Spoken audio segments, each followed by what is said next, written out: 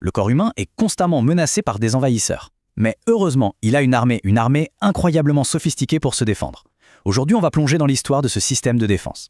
C'est une véritable épopée qui se joue à plusieurs niveaux, à chaque instant, à l'intérieur de nous. Alors tout commence là avec une simple brèche. Un virus, une bactérie, peu importe l'ennemi en fait. Il réussit à passer nos premières défenses, comme la peau par exemple. Et là, c'est le signal d'alarme. C'est vraiment le moment précis qui va tout déclencher, toute la cascade de la réponse immunitaire. Face à cette intrusion, qui sont les premiers sur le front? Eh bien, ce sont les troupes de choc, la toute première ligne de défense interne, le système immunitaire inné. On a tous déjà eu ça, non? Une petite coupure, et puis ça devient rouge, chaud, un peu gonflé. Eh bien, ce qu'on voit là, ce n'est pas l'infection elle-même. Non, c'est tout le contraire. C'est le signe que la cavalerie est arrivée. C'est la preuve bien visible que les premiers intervenants sont déjà sur place et que le combat a commencé.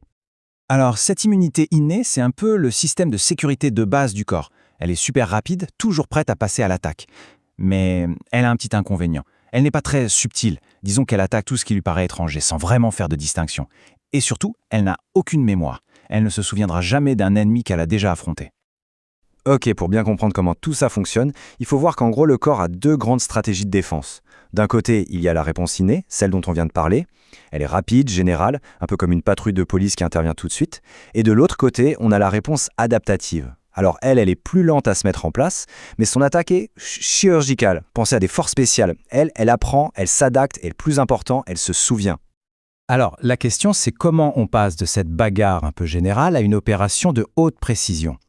Eh bien, il faut un lien entre les deux. Il faut une phase de renseignement. C'est crucial.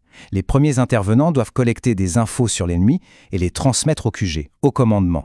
Et le processus, il est à la fois simple et absolument génial. Première étape, une cellule sentinelle va littéralement manger l'envahisseur. Ensuite, elle le décompose, elle le démantèle, un peu comme pour analyser sa composition. Et enfin, l'étape la plus importante, elle va exposer un petit bout, un fragment de cet ennemi, à sa propre surface. Et c'est là que tout change. La cellule se transforme. On l'appelle maintenant une cellule présentatrice d'antigènes, une CPA. Pourquoi? Parce qu'elle porte un morceau de l'ennemi, comme un trophée de guerre à sa surface. Elle devient une sorte de messager qui se balade avec le portrait robot de l'envahisseur pour que tout le reste du système immunitaire sache exactement qui il faut chasser. Mais bon, avoir ce portrait robot, c'est bien, mais ça ne sert à rien s'il reste sur le champ de bataille. Donc notre CPA, elle entreprend un voyage absolument crucial. Elle quitte le site de l'infection et met le cap sur le quartier général le plus proche, un ganglion lymphatique. C'est là-bas que les grandes décisions stratégiques vont être prises. Parce que dans ces centres de commandement, dans les ganglions, qui attend? Les troupes d'élite, les cellules super spécialisées du système immunitaire adaptatif. Et attention, elles ne s'activent pas pour rien. Non, elles attendent une mission claire et une cible bien précise. Et voilà nos deux acteurs principaux. D'un côté, on a les lymphocytes T. Eux, ce sont les assassins, de vrais tueurs cellulaires dont le job est de traquer les cellules de notre propre corps qui ont été infectées. Et de l'autre côté, les lymphocytes B, les usines d'armement. Eux, ils se transforment en véritables usines pour produire des millions de missiles à tête chercheuse, les fameux anticorps. Alors comment on les active? Le mécanisme est juste fascinant. C'est un système de clés et de serrures, ni plus ni moins. Un lymphocyte T ou un lymphocyte B ne va s'activer que si sa forme correspond parfaitement au millimètre près à l'antigène qui est présenté par la CPA. C'est une sécurité infaillible pour éviter les tiramis et ça garantit que les attaques seront toujours ultra ciblées. Parce qu'une fois que cette armée d'élite est activée, attention, elle ne se contente pas d'une seule stratégie, loin de là. Elle lance une offensive massive et coordonnée, sur deux fronts en même temps. L'objectif, s'assurer que l'ennemi n'aura aucune échappatoire. Le premier front, c'est l'attaque de l'intérieur. La cible, ce sont les traîtres, c'est-à-dire nos propres cellules qui ont été piratées par un virus et qui sont devenues, malgré elles, des usines à produire de nouveaux ennemis. Et pour cette mission de contre-espionnage, les spécialistes, ce sont les lymphocytes T. Et leur méthode est d'une précision chirurgicale. Le lymphocyte T s'approche tout près de la cellule infectée et il lui donne ce qu'on appelle le baiser de la mort. En gros, il lui injecte des substances qui déclenchent un ordre d'autodestruction. La cellule se suicide en quelque sorte. C'est propre, c'est super efficace et ça limite vraiment les dommages collatéraux. Pendant ce temps, sur le deuxième front, on s'occupe des ennemis qui se baladent librement dans les fluides du corps, comme le sang ou la lymphe. Et là, c'est le tour des lymphocytes B.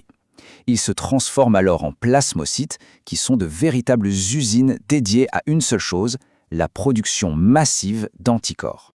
Et ces anticorps, ces fameuses petites protéines en forme de Y, ils vont littéralement inonder tout le système. Imaginez des millions de menottes moléculaires, c'est exactement ça. Ils se fixent sur les pathogènes, ce qui les empêche de s'accrocher à d'autres cellules pour les infecter, et en même temps, ça les marque comme une cible pour que d'autres nettoyeurs du système immunitaire viennent les éliminer.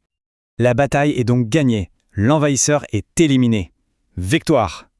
Mais la caractéristique la plus incroyable de ce système adaptatif, ce n'est même pas sa puissance, c'est sa mémoire. Une fois que la menace est écartée, la plupart de ces soldats d'élite sont, disons, démobilisés. C'est pour économiser les ressources. Mais, et c'est ça qui est génial, une petite fraction de vétérans, des lymphocytes T et B, qui ont connu cette guerre-là, eh bien eux, ils restent. Ils restent en patrouille, pour le reste de notre vie. Ce sont les cellules mémoire. Et l'effet de cette mémoire, il est spectaculaire. Le graphique le montre très bien. La première fois qu'on rencontre un envahisseur, la réponse est un peu lente à démarrer et son intensité est modérée. Mais regardez la deuxième fois, si le même ennemi se représente, la réponse est quasi immédiate et surtout elle est beaucoup plus forte. Ça, c'est la puissance des cellules mémoire en action. Le point crucial à retenir, c'est donc celui-ci. Le système immunitaire ne se contente pas de gagner la bataille. Il apprend. Et il apprend tellement bien que la deuxième fois, l'envahisseur est souvent neutralisé avant même qu'on ait le temps de ressentir le moindre symptôme.